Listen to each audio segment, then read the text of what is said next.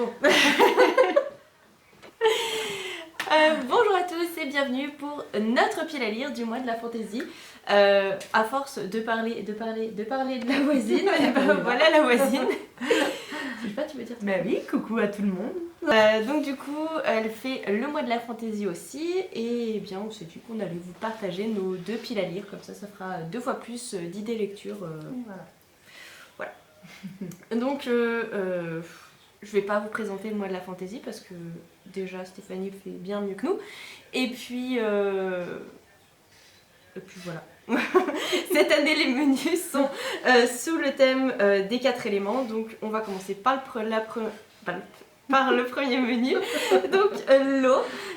Et la première sous-catégorie c'était voyager sur les flots, et donc il fallait partir sur des lectures à thème de voyage, piraterie. Et moi j'ai choisi le second tome, je pense que je vais le mettre là, parce que là je suis pas sûre que ce soit encore un tome. Peut-être sur Céline. Donc c'est Les Entremondes, le second tome de Sin Isley, à chaque fois j'arrive pas à le dire. C'est La clé des trésors oubliés, donc c'est paru chez Lumen. Et d'ailleurs je sais pas si le troisième tome est sorti, parce que c'est un moment que t'as acheté celui-là. Non, je pense pas l'avoir vu passer. Je sais pas du tout. Et du coup là on parle d'un hôtel dans lequel on voyage à travers les chambres, si je me souviens bien du tome 1. Et c'était plutôt chouette, et du coup Céline m'avait prêté celui-là, que j'ai gardé précieusement pour le mois de la fantaisie. Voilà, donc voyager. À toi. Allez. Alors, moi je vais vous présenter la carte des confins. On le voit beaucoup passer en ce moment sur les blogs. Mais voilà, j'aimais bien l'idée de mélanger la fantaisie avec la piraterie, deux domaines que j'aime beaucoup. Donc voilà, c'est le premier que je vais lire comme ça, de Marie Réplin. Et déjà, je l'ai trouvé super beau. Et puis en espérant que voilà, l'histoire soit sympa. Mais bon, j'ai vu pas mal de bons échos sur les pages internet. Donc je croise les doigts pour que ça me plaise. Oui, voilà. La piraterie et les femmes, il n'y en a pas beaucoup, je trouve. Enfin, c'est ça. Ouais. Donc j'espère qu'il sera sympa. Apparemment, c'est le premier roman de l'autrice. Il y a le tome 2. Oui, ouais, mais celui-ci, c'est son premier roman, je crois. Donc voilà, donc on va voir un petit peu le mélange des deux. Vu que c'est un thème qu'on ne voit pas beaucoup dans le milieu de la fantaisie, je trouvais ça pas mal. Donc voilà. Ensuite, la deuxième sous-catégorie, c'est alchimie. Donc là, il fallait partir sur tout ce qui était magie, sorcellerie et druidisme, il me semble. Et moi j'ai craqué, du coup je me suis offert Les Héritiers d'Higashi. Je découvre avec vous. De Clémence Godefroy, paru aux éditions Le Chat Noir. Ils font des trop belles éditions. Voilà, j'aime trop. Bref, ici on part sur la mythologie asiatique avec des humains qui abritent l'esprit d'animaux. Et voilà, je trouve ça hyper original, et ça fait très très longtemps qu'il me fait trop envie. Tu m'en avais parlé, il me semble. Je l'avais mis sur ma liste du swap, je crois. C'est possible. Mais il me dit quelque chose maintenant que tu racontes. Ouais. Et du coup, il y a, je crois, 3 tomes qui sont sortis, et voilà, j'avais trop envie de découvrir cette saga. Donc voilà, j'espère vous en reparler, et ouais, j'ai trop hâte de lire. J'adore les petits détails de la mise en page. Je sais pas si on voit, je suis plus hyper centrée, donc voilà, j'aime bien. Voilà, j'avais très... Oui, il est super beau, et puis je trouve ça original. Tous les livres du Chat, des éditions Le Chat Noir, ils sont beaux. Ouais. Alors, du coup, moi pour alchimie, magie, sorcellerie, druidisme, je vais vous présenter un grand classique quand même de la fantaisie, enfin qu'on a vu passer, repasser, repasser. Mais du coup, j'avais lu que le tome 1 et que j'avais adoré. Je n'ai pas encore lu le tome 2. Là. Donc voilà, c'est Magique Charlie d'Audrey Alouette. Bienvenue à Saint-Fouettard. Donc voilà, pareil, je le trouve tellement beau. Ouais, c'est vrai. Et l'histoire est tellement sympa, facile à lire. Je trouve que voilà, c'est pas prise de tête. Je pense qu'avec d'autres gros bouquins, celui-ci au milieu, il va bien se lire. La taille de ton livre. Oui, mais il est facile à lire. Ouais. Donc c'est vrai qu'il fait pas tant de pages que ça finalement. Non, il est écrit gros, il est. Mais donc, ouais, c'est quand même il est tellement beau. Une arme Bah, je Ouais, crois ça m'était bien, que je c'est- pense qu'on a pas mal de Ouais. petits pavés. Mais la fantaisie. Les voisines et la fantaisie, catastrophe. Donc voilà. Ouais, il est super bien celui-là. Je l'ai dans ma bibliothèque et je l'ai toujours pas lu. Bah, bravo. Et tu l'as pas mis dans le. Non, livre mais de la non, il fantaisie fallait bien faire un choix. Hein. Bon, je pouvais pas y glisser toute la bibliothèque. Elle en a trop. Elle vous cache ça. Non, ils savent. Là, Faut montrer J'aime- tes étagères. bah, ils le voient. Là, il y en a 3 que j'ai pas présenté en beaucoup. J'en suis là. Ouais, c'était la surprise. Ouais. Donc voilà, voilà. Donc la troisième sous-catégorie c'est Tiens bon la vague et là il fallait continuer ou commencer une saga pour toi. Alors moi j'avance dans ma saga, c'est le dernier tome que j'ai en ma possession et il m'en reste 3 à acheter. Donc c'est Les Gardiens des Cités Perdues, donc le tome 5 de Shannon Messenger. Oui, je me suis pas trompée. Paru aux éditions Pocket Jeunesse. Donc ici on va suivre, je me souviens plus de son prénom. Sophie, toi tu veux les lire donc. Oui, j'ai failli le prendre d'ailleurs aujourd'hui Garde pour. pas spoiler. Mais non, mais je suis prête. Ici on va suivre Sophie qui pas est grave, vas-y, je t'en une jeune adolescente qui vit un petit peu mal ses années collège, lycée, je ne sais plus. Enfin bref, elle se sent un petit peu à part des autres et elle a une capacité un petit peu particulière que je te laisserai découvrir du coup. Et un jour, elle va tomber sur un jeune homme qui va lui expliquer pourquoi elle a cette capacité-là et pourquoi elle se sent si mal au milieu des humains. Et elle va du coup découvrir qui elle est et partir vers son nouveau royaume, si je puis dire. Et donc bah, moi j'en suis au tome 5. Pour ceux qui ont vu ma dernière vidéo du mois de la fantaisie, je glisse tous les tomes dans les mois de la fantaisie. Et du coup le tome 4, j'ai une petite préférence pour le personnage de Kif. Ouais c'est ça, Kif. Et en fait... ils lui ont fait quelque chose de trop méchant dans le 4e tome. Donc voilà, enfin bref, voilà. J'ai hâte de savoir ce qu'il lui réserve et de continuer l'aventure avec ses personnages. Et il me semble que c'est une saga terminée en 8 tomes. 8 tomes. Voilà. C'est bien ça. Voilà. Eh bien, moi je voulais vous présenter La Reine sans Royaume, le tome 3, parce que j'ai adoré les 2 premiers tomes, ça a été mon gros coup de cœur. Et bah, j'ai pas pu me le procurer pour le mois de mai, donc du coup je vais commencer une saga, conseillée justement par Julie. Voilà, Julie est une grosse influenceuse dans ma vie. Dans ta vie, peut-être juste la tienne. Surtout dans les bouquins. Donc du coup je vais tenter de lire, déjà ce bouquin me plaît beaucoup, la période à laquelle se passe l'histoire me plaît énormément. Donc voilà, c'est Lady Hélène, le club des mauvais jours d'Alison Goodman. Ouais. Voilà. Et si vous avez envie de tenter, moi je vous recommande chaudement cette édition parce qu'elle est quand même beaucoup plus belle que le livre de poche. Et franchement, je pense pas que vous le regrettiez parce que c'est vraiment une chouette histoire. Moi je trouve que ça fait penser un petit peu, je sais plus où j'ai vu passer ce commentaire, mais c'est vrai que c'est ça, ça me fait penser à un Jane Austen avec une pointe de fantaisie. Un peu à l'anglaise. Voilà, c'est ça, enfin c'est... D'ailleurs ils le mettent entre romance à la Jane Austen et fantaisie Ah noire. bah voilà. C'était peut-être là que j'avais vu. Mais voilà, c'est tout à fait ça, ça fait penser à un roman de Jane Austen. Et de toute façon, ces deux-là, c'est à l'époque victorienne. C'est à l'époque 1812 à Londres. Voilà. C'est à l'époque victorienne et ouais, c'est un Jane Austen avec de la fantaisie et puis une héroïne franchement badass. Hein. Ouais, elle est cool. Ouais, tu vas aimer, je pense. Et ça, c'est une saga terminée en 3 tomes. Ouais. Et vraiment, acheter les grands formats parce qu'ils sont plus beaux. Tellement beaux. Moi, je regrette d'avoir acheté un petit format parce que j'adore cette saga. Et bon, du coup, je la continue en format poche, mais ils sont quand même vachement plus jolis comme ça. Ça pourra faire des petits livres surprises au cas. Mais non, je les ai déjà. Mais c'est pas grave. Non. Après, c'est de l'argent gaspillé. C'est comme. Il y a tellement d'autres livres à acheter. C'est comme le Paris des merveilles, tu vois. J'ai acheté les livres petits formats. Il y a plein de belles éditions, mais je les achèterai pas parce que voilà. il y a d'autres livres à acheter. C'est ça, trop de livres à acheter. Donc, on passe au deuxième menu du challenge. La première sous-catégorie, le petit peuple. Et là, il fallait partir sur tout ce qui était fée, lutin. Et moi, j'ai élargi. Il a pris la poussière, Il est beau celui-là. Ouais. Et le noir, voilà, il a pris la poussière. J'ai élargi à tout ce qui était mythologie, parce que voilà, mythologie celtique, fée, lutin, gnome, bref, voilà. Moi, je suis partie sur la mythologie plus irlandaise avec le Dullahan de Marine Kellada.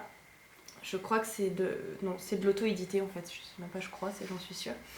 Et ici, bah voilà, on va partir sur la légende du Lahan, qui est un homme, enfin un cavalier sans tête. Je pense que c'est la légende du cavalier sans tête. Et du coup, voilà, j'avais trop envie de découvrir ce roman. Et en fait, il est trop beau. On ne craque pas du tout voilà, sur les couvertures. On rencontre que le cavalier sans tête erre dans la nuit, armé de son épée et de son fouet de vertèbres. Enfin bref, voilà, j'ai trop envie de le lire celui-là. Et voilà, j'adore. Je sais pas si t'as vu Sleepy Hollow. Bah oui, avec Johnny Depp. C'est ça. Du coup, voilà, j'avais adoré Sleepy Hollow. Du génial. coup, j'ai envie de me remettre dans cette ambiance-là et j'ai hâte de lire. Voilà. Jamais vu ta situation. Non, bah. Si, moi, une fois, d'ailleurs, c'est là où je l'ai noté, c'est sur le compte de Vibration littéraire. Julie arrive toujours à nous sortir des livres de derrière les fagots. C'est elle qui en a parlé. Oui, il faut rendre à César ce qui appartient à César. Hein. Allez, et ben, moi je vais vous présenter. Alors, celui-ci, c'est le livre de ma fille. Je tiens à préciser. En fait, on a pu rencontrer Estelle Faye lors d'un salon littéraire, voilà, de fantasy, justement, vers chez nous. C'est le Grise imaginaire, c'est ça? C'est ça, tout à fait. Donc, il y avait Estelle Faye, pour notre plus grand plaisir, voilà. Et du coup, ma fille a voulu se faire conseiller un livre, voilà, pour tenter de lire un bouquin de cette éditrice. Donc, c'est Tia, La Voix des oracles d'Estelle Faye. C'est un fantasy, pareil, qui sort un peu de l'ordinaire parce qu'il se passe un petit peu dans l'époque romaine, époque voilà, de l'Empire de l'Empire romain. Et voilà, j'ai jamais lu de fantasy qui traite de cette époque-là. Enfin, je trouve que c'est deux mondes totalement à part et du coup, je trouvais ça intéressant de pouvoir lier ces deux mondes, pareil. Donc voilà, donc on va tenter de bouquiner ce livre. Et donc j'ai vu qu'à l'intérieur, ça parlait de petits pommes, mais je vous avoue que voilà, j'en sais pas vraiment plus. Je vais vraiment découvrir et puis on verra bien. Bon. On verra. Tu vas le lire avant ta fille quand même. Voilà.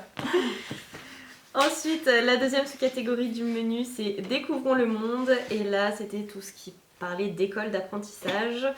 Et moi, je me suis calée les épreuves du croissant de lune. Donc, c'est le tome 1, Rina l'apprentie sorcière. C'est de Shona Deschamps. C'est un livre que j'avais financé sur Ulule en campagne de financement participatif. Et il y a encore tous les machins à l'intérieur, tous les goodies. Et en fait, c'est un livre illustré. J'espère qu'on verra bien. Super Il y a bien. plein d'illustrations. Ouais, évidemment. C'est un livre qui est écrit en écriture particulière pour les enfants 10. Alors, je connais pas grand chose. J'ai été dyslexique, mais moi, l'écriture, je la connais pas. Alors, en fait, l'écriture est plus grosse, plus épaisse et plus aérée. D'accord. Aussi. Les interlignes aussi, peut-être? Ouais. Et en fait, par exemple, les livres que peuvent emprunter les malvoyants, dessus c'est marqué, parce que j'ai mon beau-père qui en prend, et derrière c'est marqué pour les malvoyants et puis pour les dyslexiques. D'accord. Parce qu'en fait, c'est écrit beaucoup plus gros et beaucoup plus facile à lire. Donc voilà, ça donne un peu ça. Et puis les petites illustrations aussi à chaque bas de page. C'est trop beau. Bah ouais, tu sais, les auto-édités, généralement, ils font un peu plus Ouais. de travail. Ils travaillent peut-être plus sur leur bouquin. Ah oui, peut-être qu'ils se permettent plus de choses, j'en sais rien. Ouais. Du coup, toi. Bah là, on va être dans du gros classique. Vous allez crier au scandale. Je ne les ai pas lus. Je les ai vus, revus, mais je ne les ai pas lus. Ça craint. Donc, je m'y mets cette année, le mois de la fantaisie. J'attaque Harry Potter. C'est bon, t'es toujours en face. J'attaque Harry Potter, l'école des sorciers. Hein, mais ça, on va commencer par le tome 1. Par exemple, je vais piquer à ma fille. Tu l'as pas lu. Et je ne l'ai pas lu. Je pensais que c'était une Je vais me relecture, faire. moi. Alors, c'est ma première vidéo. Attends, je vais chercher les tomates. C'est ma première vidéo en plus YouTube. Alors, soyez indulgents, s'il vous plaît, ne me jetez pas de tomates. parce C'est que moi j'ai qui pas vais aller eu- chercher les tomates. Donc voilà, donc je vais découvrir des petits détails qui ne sont pas dans les films. Et j'ai très hâte parce que Julie, C'est le tome 3 que j'ai adoré. encore une fois, c'est Julie hein, qui m'a donné envie de les lire. Ah, il y a plein de choses à découvrir. Même moi, c'est vraiment le tome 3. Toute la partie sur les parents d'Harry Potter, sur Sirius, sur Lupin, toute ce qui cette manque, partie en fait. qui a complètement été occultée sur l'histoire de la carte du maraudeur. Enfin, Et je trouve que ça manque au niveau de la... Enfin, pour comprendre certaines choses dans les films, c'est dommage parce que... Mais du coup, c'est pour ça me donne envie de les lire. Et je pense que je vais les lire avec encore plus d'attention. Du coup, donc, c'est chouette. on va peut-être craquer pour la version Illustrée. Minalina. C'est celui qui est illustré. Non, alors il y a la version illustrée par Jim Kay et il y a la version Minalima avec plein de goodies à l'intérieur. Elle m'amène à la ruine, Julie. Donc la dernière sous-catégorie du menu, c'est les doigts dans la boue et là il fallait lire un graphique. Moi j'en avais pas ce matin. On n'en avait pas ce matin. Du coup je suis allée à la bibliothèque et j'avoue que j'ai pas trouvé grand chose qui me tentait. Et puis je suis tombée là-dessus, c'est Les Gardiens du Louvre, c'est un manga en version hyper grand. C'est de Jiro Taniguchi, paru aux éditions Louvre Édition. Tac, tac. Pour les planches, un petit peu, les graphismes, c'est comme ça. Aussi. Voilà. Et je peux pas en dire grand chose, mis à part que, à mon avis, on va être sur un petit peu. Enfin, moi, ça me fait penser à La Nuit au musée, vous voyez. Le monsieur, il est gardien du musée et eh bien, il y a des choses qui vont se passer un petit peu de surnaturel. Les tableaux, les personnages en tout cas, ou les artistes vont peut-être un petit peu prendre vie à travers leurs œuvres, je ne sais pas. Mais en tout cas, je vois ça un petit peu comme ça. J'ai trouvé ça plutôt intéressant et puis voilà, du coup, j'ai pris celui-là. Il est bien beau. Ouais, il est sympa et puis je trouve que c'est différent et puis c'est le seul que j'avais envie de prendre en fait. Du coup, voilà, j'ai pris le seul que j'avais envie de prendre. Et puis mince, on peut aussi s'adapter. Hein. Voilà. Moi, je te dis, moi, quand ça rentre pas, je pousse les murs. Il y a même une fois, j'ai poussé les frontières. Il fallait rester en France et moi, je suis partie. Loin, très loin. J'ai poussé les frontières. Et ben moi, alors, dans le chapitre feu, il y avait, alors j'en parle vite fait, il y avait se donner un défi. Et moi, mon défi, c'était de lire Pierre Bottero. Voilà, sur les conseils de Julie. Et Après, elle dit que je parle trop d'elle. Non voilà. Tu me conseilles autant que je te conseille. Donc du coup, Julie m'a beaucoup parlé de la quête des Whelan. Je me suis tâtée de le lire en livre ou en BD. Donc voilà, donc je suis allée ce matin à la bibliothèque pour compléter un petit peu ma palle. Et je suis tombée sur la quête des Whelan en BD. Et j'ai demandé conseil à ma bibliothécaire qui m'a dit qu'il était super bien transformé en BD, qu'il était super beau, qu'il était vraiment chouette. Alors pareil, je vais vous montrer une planche.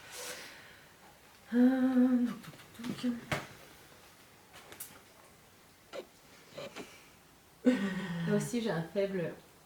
Je veux l'appeler Samy, alors je pense qu'il doit s'appeler Samy. Son meilleur ami.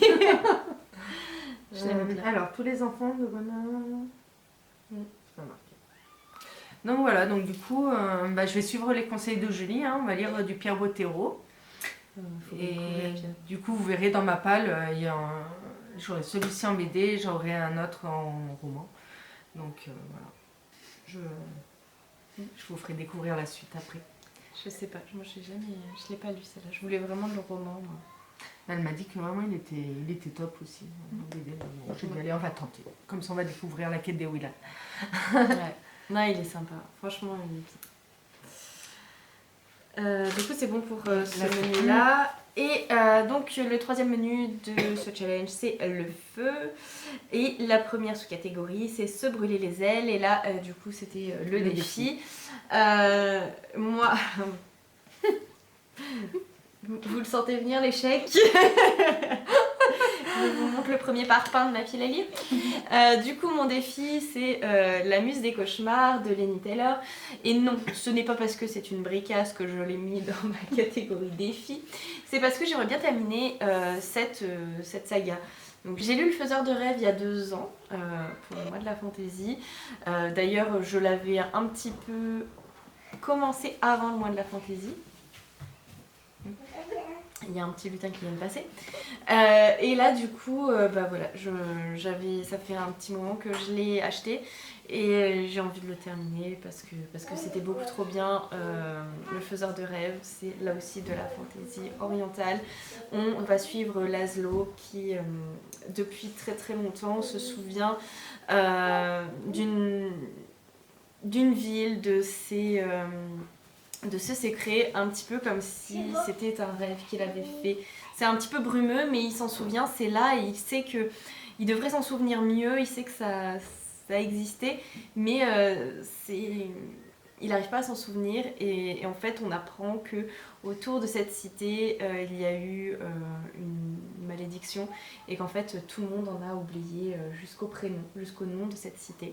Elle a été effacée de tous les souvenirs des hommes, des femmes qui y vivent. Et bien un jour, une équipe d'expéditeurs vont venir chercher des scientifiques pour les emmener dans cette cité, pour découvrir ce qui s'est passé. Ouais, non pas pour découvrir, mais pour rechercher quelque chose. Et donc voilà, il est temps de se replonger là-dedans parce que c'était bien. Et que voilà, le problème c'est ça. Chez moi, le problème c'est ça. Donc voilà, je suis pas certaine qu'il sortira de la pile à lire celui-là. Mais si, on est à fond. On y croit. On y croit juste. Ouais. On a le droit d'y croire. C'est quand on voit la pile à lire bientôt, c'est qu'on verra plus. Quand vous ne voyez plus, c'est normal. Allez, et donc comme je vous ai dit, moi mon défi c'était de lire Pierre Bottero, et du coup je suis allée dans une brocante il y a 2 semaines, non, un peu plus, 3 semaines, et je suis tombée sur Les âmes croisées de Pierre Bottero. Donc, alors bon choix et mauvais choix. Voilà. Je ne le savais pas du tout. Bon choix parce que apparemment il est génial. Enfin, toutes les personnes avec qui j'en ai parlé m'ont dit que vraiment c'était un super bouquin, mais pas bien. Parce que malheureusement, Pierre Bottero est décédé. C'était son dernier livre qui est sorti, et du coup, il n'y aura pas de suite. Voilà. Tant pis. Je me dis que ça a son charme également. Je me ferai la suite moi-même. Et après, en ce moment, c'est quand même la grande mode. Enfin, la grande mode. C'est comment il s'appelle, non, je sais pas donner comment. C'est l'auteur de La Roue du Temps qui est décédé avant d'avoir terminé sa saga. C'est son fils, je crois. Non, c'est Brandon Sanderson qui la termine. Donc peut-être qu'un jour, un autre auteur de fantasy voudra terminer l'œuvre de Pierre Bottero. Il y a, je sais plus aussi, une série comme ça, c'est le fils qui est rentré. Je sais pas si c'est pas un mangaka, une grande série de manga. Je sais pas. Mais bon, enfin voilà. Du coup, je peux pas trop vous en parler parce que. Non, en fait, c'est juste. Voilà. Il n'y a pas grand chose à résumer. Ouais. On sait pas trop de quoi ça parle, mais apparemment il est génial. Donc, oui, mais après, t'as pas. Et des fois, c'est bien aussi de pas trop en savoir. Moi, j'aime bien aussi. Avant d'aller dedans. Avoir un peu la surprise et ne pas se faire d'a priori, ne pas se faire d'idées en tête. Juste découvrir, se laisser porter par par les mots. Voilà, par les mots, donc du coup c'est chouette aussi. Ouais. Voilà. Moi j'aurais pris les autres. J'aurais pas pris que le tome 1, tu vois. J'aurais pris le 2. Je vais vouloir aller rapidement, je suis en vacances, c'est pas grave, ne manger autant. Ah mais non, Ah, ça va pas débuter, je suis Je pense que tu vas vouloir avoir la suite de ta bande dessinée. On dit pas bande dessinée. On le prendra par la suite. Je vais les pré-réserver. Les deuxièmes menus, la deuxième sous-catégorie du menu, c'est chaud patate. Et là, il fallait lire un pavé. Tu vois, c'est là que c'est trompeur, c'est que... Mais suivant comment c'est écrit et le nombre de pages. Et il y a plus de pages. C'est pas ton défi.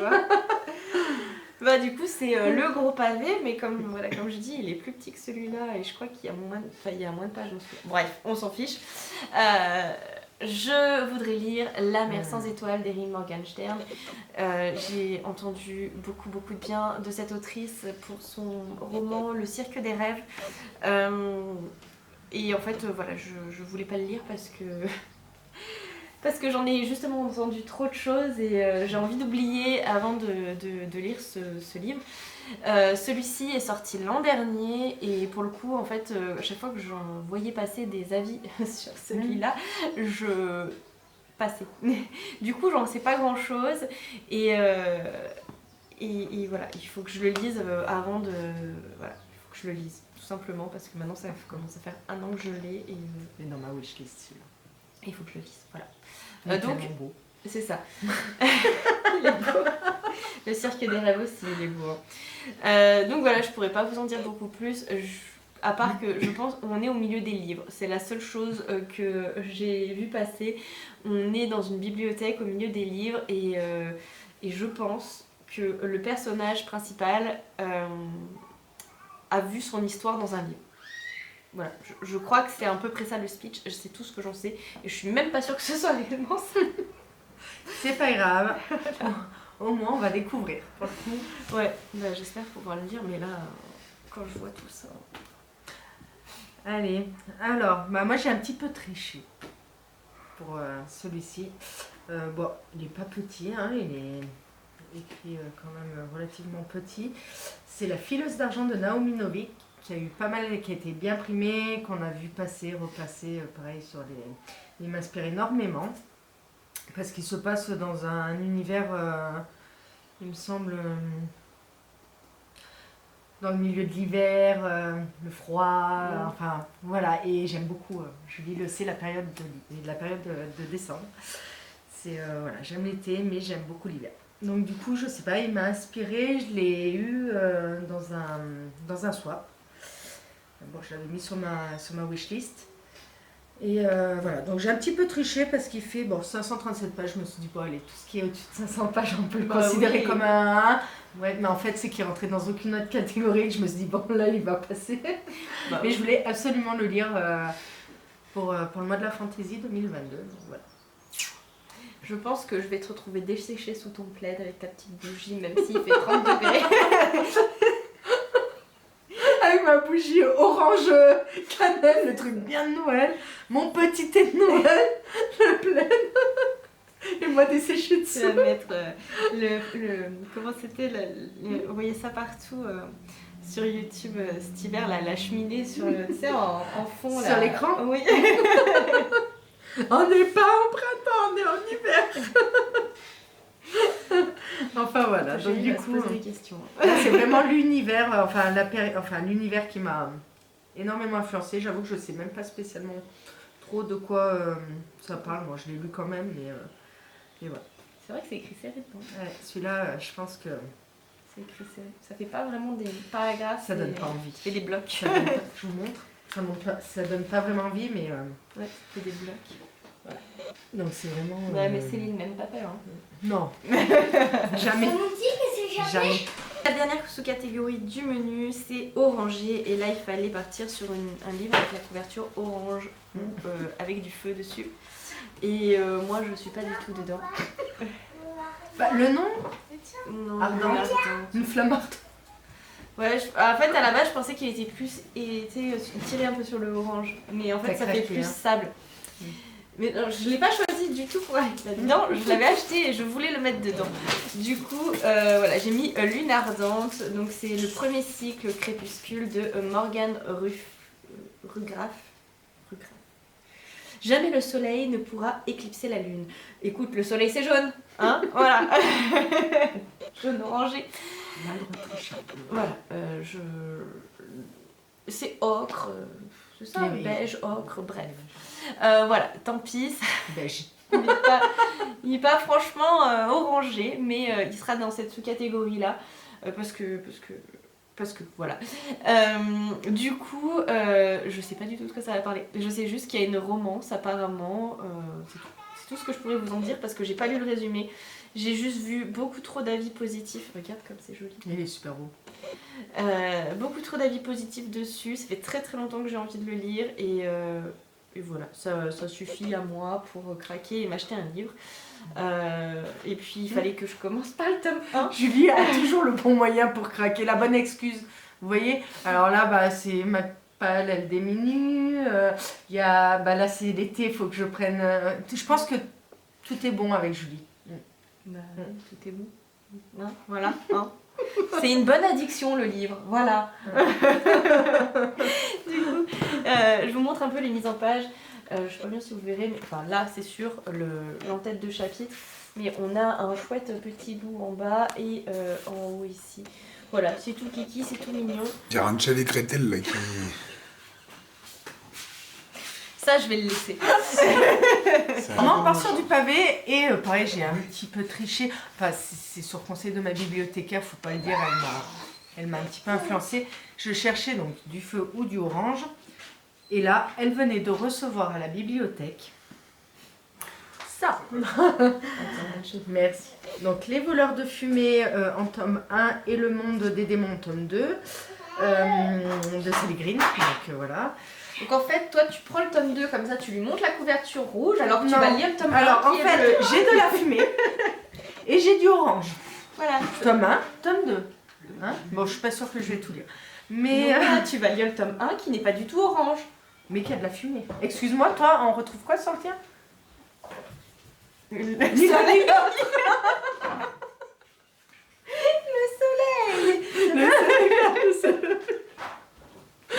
C'est ça. C'est le soleil.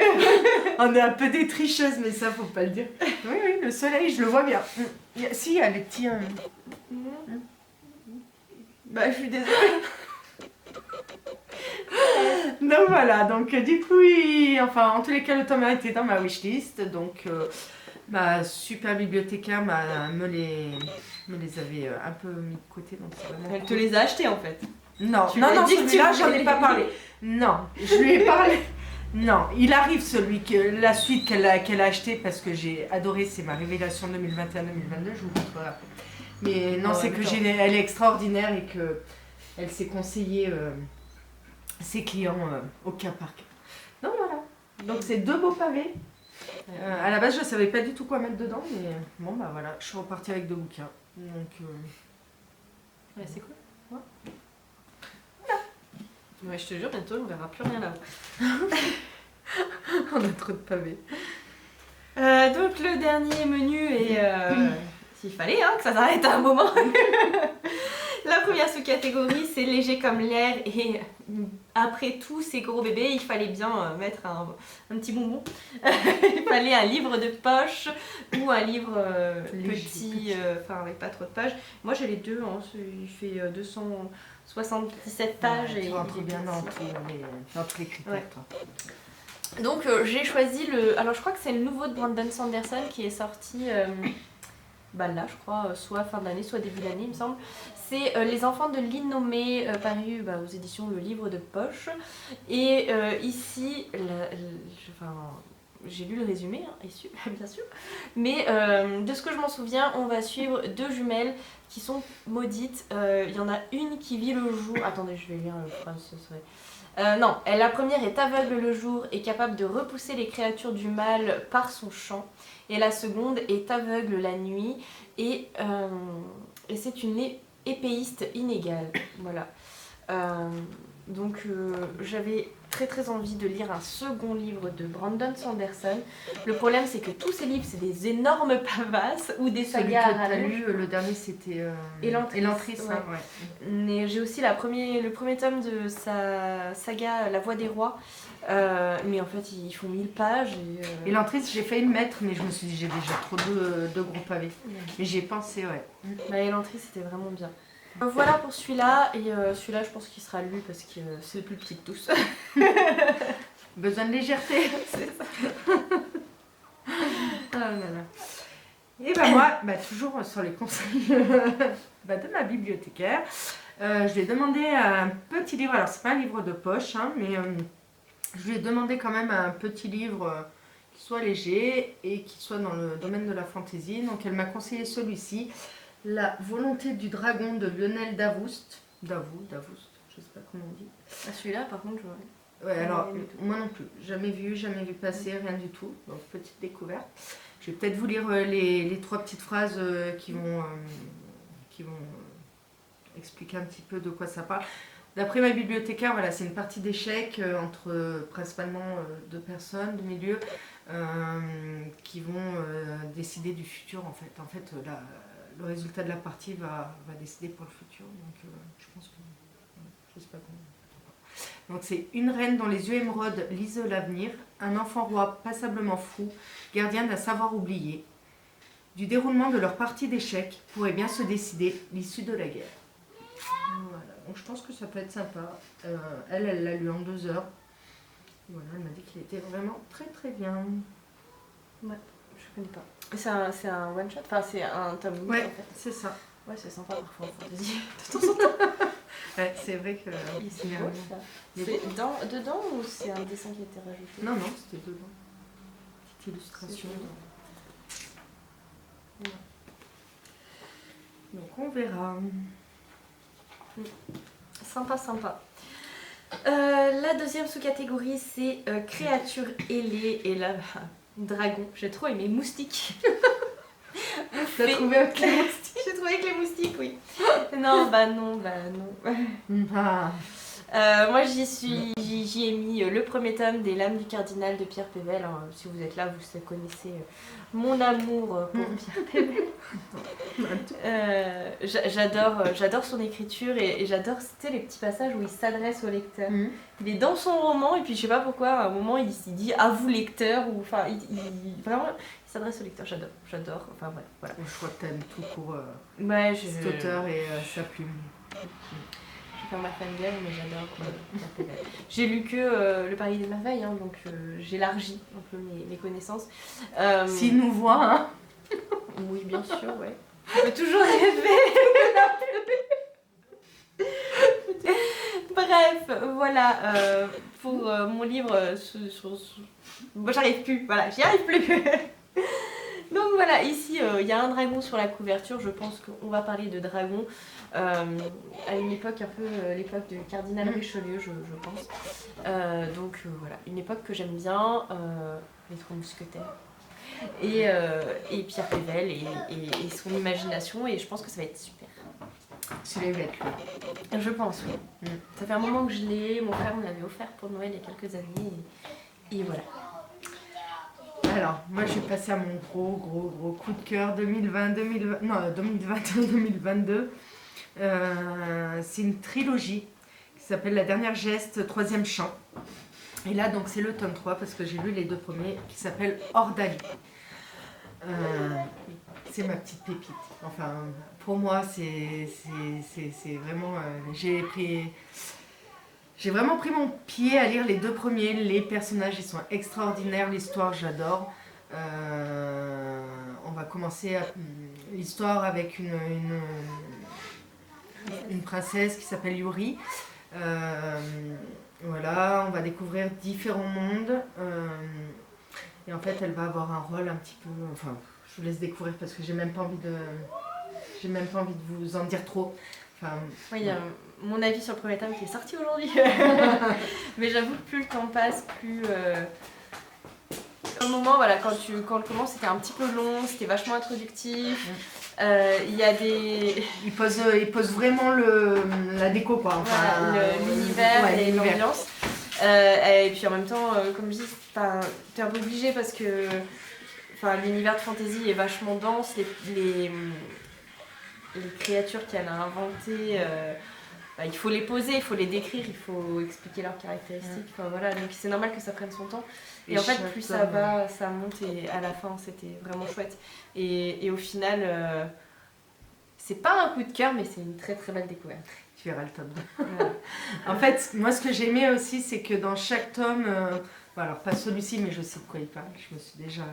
Mais en fait, dans chaque tome, ça se passe un petit peu dans un univers différent.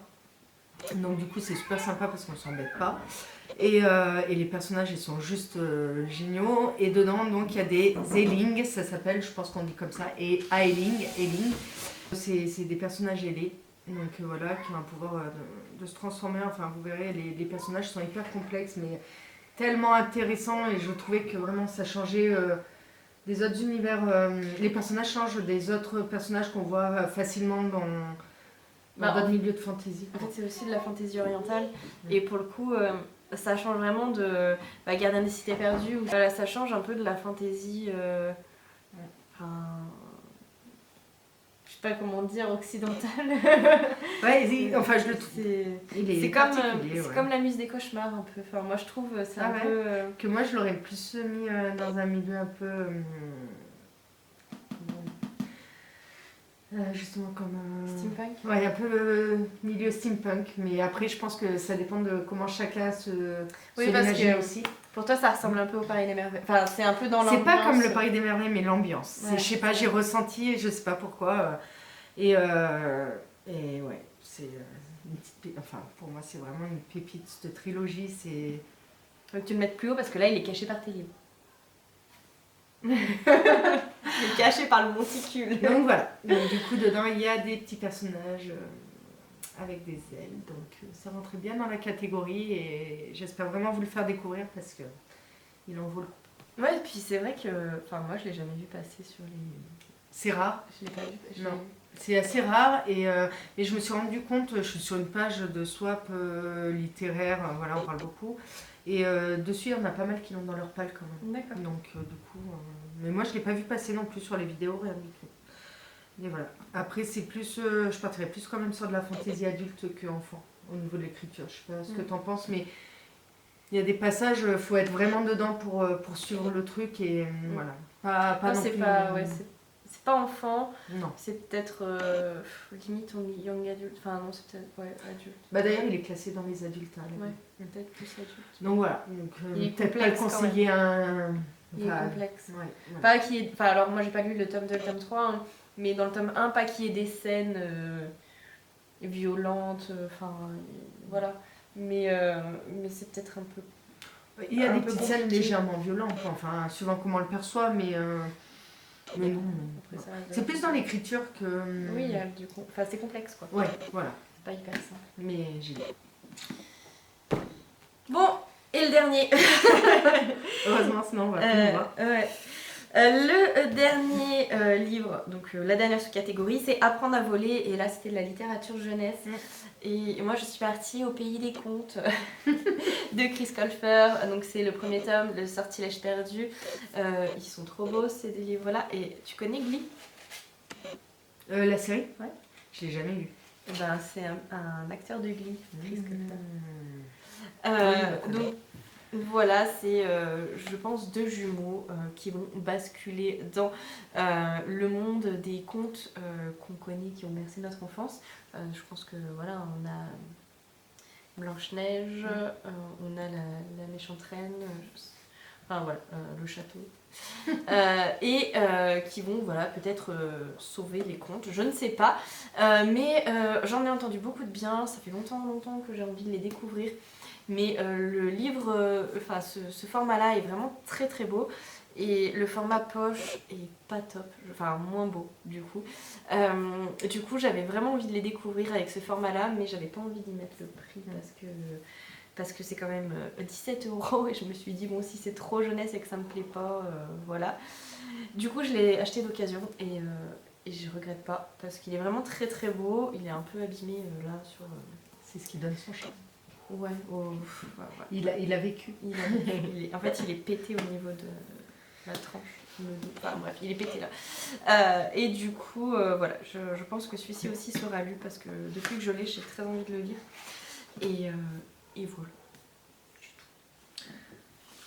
C'est tout. Alors, bah, moi là j'ai un petit peu... Enfin, c'est de la fantaisie, non pas vraiment. Fantastique, un peu gothique. Voilà.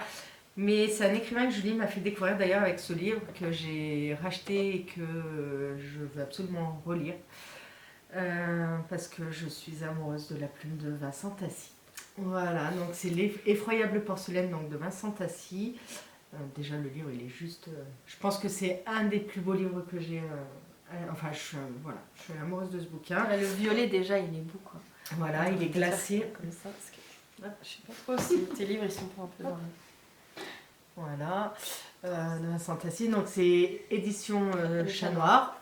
Et donc on retrouve ce que Julie aime tellement, les petits... Je crois que c'est leur collection Chaton Hanté, c'est chez les petits, les jeunes. Oui, alors voilà, donc du coup, littérature jeunesse, je pense qu'on est bien dedans. Et la plume de l'auteur, elle est juste génialissime. C'est très poétique, très... onirique. Onirique, ouais. Et c'est à la fois sombre, mais beau. Enfin, c'est entre la poésie et... Je sais pas, c'est vraiment particulier. Vincent Tassi, il a vraiment... il peut pas être remplacé, quoi. Il est irremplaçable. Ouais, et puis là encore, on fangirl, mais c'est de la fantaisie française, alors représente. Là, je suis vraiment fangirl. En plus, pour l'avoir rencontré, j'ai eu le droit à mon petit... pas autographe, mais à ma petite dédicace. Il est juste exceptionnel. Il est super ouvert, il est limite super content de pouvoir parler avec son public. Donc voilà. Et je voulais vous montrer aussi dans le livre, du coup, il y a plein d'illustrations.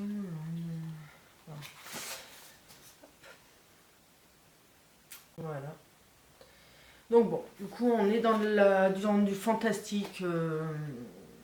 Voilà, je triche un petit peu, mais j'avais... Fantastique gothique, on a dit. Ouais, c'est ça. J'avais tellement envie de le relire en fait, et voilà, de redécouvrir les deux personnages principaux. Voilà. Moi, elle m'avait tellement touchée ce livre. Avec Sibylle. Tu dis quoi, Sibylle ou Sibylle? Sibylle. Enfin voilà, je vous conseille vraiment, si vous aimez de très très belles écritures, de vous pencher sur Vincent Tassi parce que vraiment il vaut le coup. Ouais. Il en a sorti un il n'y a pas longtemps. C'est un an, je crois, sur la couverture. C'est celui que j'ai, non? Non. Non, celui-là, il est sorti il y a 2 ans. Comment le dire à la nuit. C'est un autre, ça fait un espèce d'ange, je crois, sur la couverture. Enfin voilà, mais vraiment, c'est lire du Vincent Tassi, c'est un petit délice, un petit moment, comme tu dirais. C'est un petit bonbon. Voilà, donc je vous le conseille vivement. C'est vrai. Et puis celui-là, il est juste vraiment, enfin, il est pour tout le monde. C'est de la jeunesse, mais je trouve qu'il est aussi hyper important comme il a un message. Ouais, vous verrez Vincent Tassi dans ses bouquins, il reprend très très souvent certains thèmes dont on parle LGBT. Énormément de nos jours. Voilà, mais il le fait tellement bien par rapport, je trouve, à certains auteurs qui ont tendance à vouloir, comme tu disais dans une de tes vidéos, le glisser pour le vendre, parce qu'il faut qu'il y en ait, on le met.